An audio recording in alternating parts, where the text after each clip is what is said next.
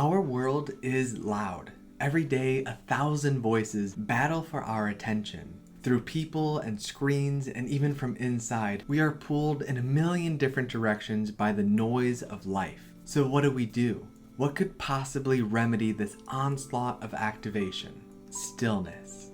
In Ryan Holiday's 8th book, he tackles one of the most challenging questions of our day and age. How can we become more, do more, accomplish more by doing less? Is our non-stop attitude towards life helping or hurting our chances of getting what we actually want? And why is the discipline of stillness apparent in nearly every single human who has shaped the course of history? In this video, we're going to dive into Ryan Holiday's new book and uncover 3 big ideas that you can begin using today to cultivate more stillness in your life. If you want more content like this, make sure you like and subscribe. I make new book summary videos every week on books that will help you become the best version of yourself. Okay, let's jump right in. The first area Holiday writes about is the mind. In 2002, Shawn Green, an incredible baseball player from the Los Angeles Dodgers, was in the worst hitting slump of his life. It was a new season and he hadn't hit a single ball for weeks. With a $14 million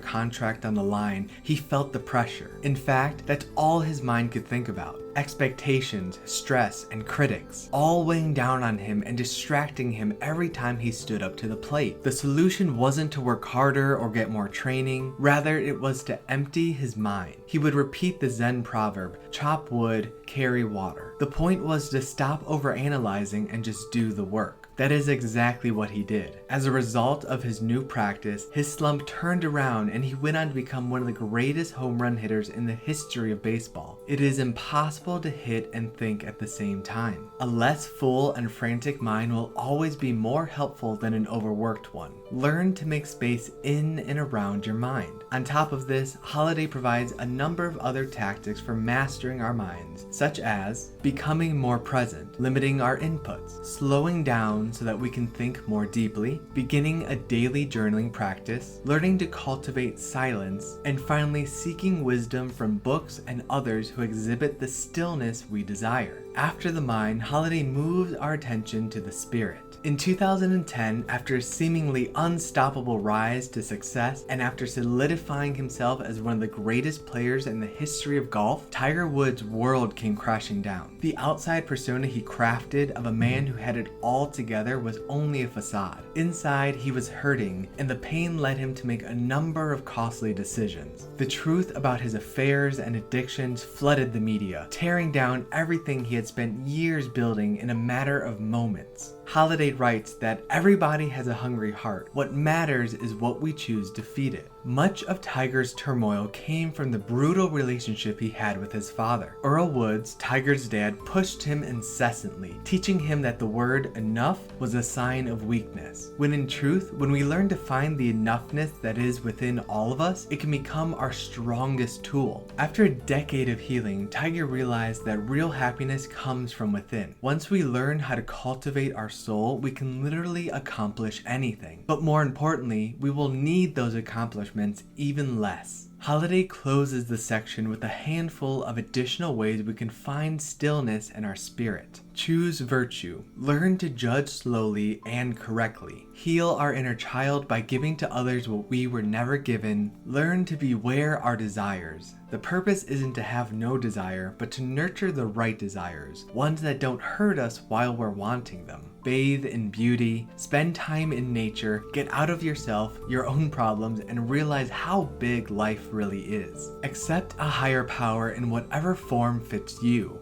The goal is to inspire awe. Enter relationships because by ourselves we are only a fraction of what we can be. Understand that anger is like a tiger trying to claw its way out. Conquer it so that it will not block you towards your goals. And finally, learn that everyone and everything is connected. We are all one. When you can do this, you can begin to turn down the noise of life and just be. The third and final area Holiday writes about is the body. My favorite chapter from this section follows the story of Quintus Fabius Maximus, or more widely known as General Fabius. When Hannibal was on his way to attack the Roman Empire, the leaders were frantic. They wanted to show their power and go after Hannibal right away, but Fabius disagreed. He was a master strategist and understood that by letting the enemy come to him, Hannibal and his army would grow weaker with each day they spent in the strange land. His colleagues disagreed, and with ego guiding their way, they attacked Hannibal, nearly losing their entire army in the battle. Now, understanding the general's wisdom, they followed what would become known as the Fabian strategy, and held back until exactly the right moment. Because of their patience, the entire Roman Empire was saved. Holiday writes about our obsession with the green light in our culture, how we are always trying to go and do, when in reality, we must learn to value the yellow and red lights life gives us just as much as we do the green ones. Wu Wei, the discipline of non-action, is often the answer we need.